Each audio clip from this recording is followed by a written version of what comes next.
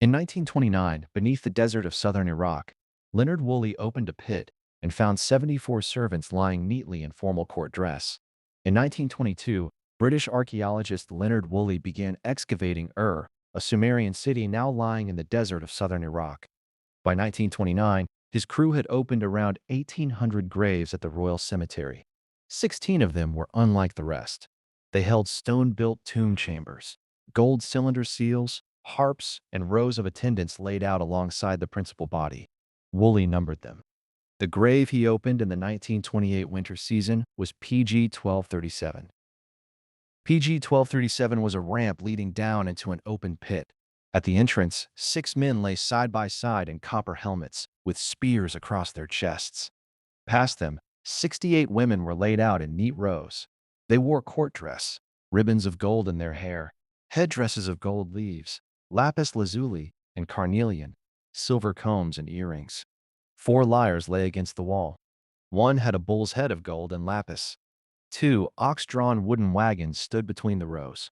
Every attendant held a small clay cup near the mouth. Woolley reconstructed the funeral. A royal court walks down the ramp in procession. Each attendant takes a marked position in rank, drinks poison from the clay cup, and lies down. The musicians play through the ceremony. The wagons are pushed in. The pit is sealed. Woolley called PG 1237 the Great Death Pit, and for the next 80 years, his reading was canon. Then, in 2011, bioarchaeologist Aubrey Badsgard and Janet Monge at the University of Pennsylvania ran 2 of the original Ur skulls through a CT scanner. One had belonged to a male soldier. One had belonged to a young woman. Both skulls showed perimortem depressions, a sharp, heavy instrument driven through the back of the head while the heart was still beating. The clay cups were not poison vessels. They were grave offerings, the same kind found in non-sacrificial graves all over the cemetery. The Great Death Pit was a killing floor. The scans found more. Several skulls had been heated and coated in mercury after death, melting the headdresses into the bone.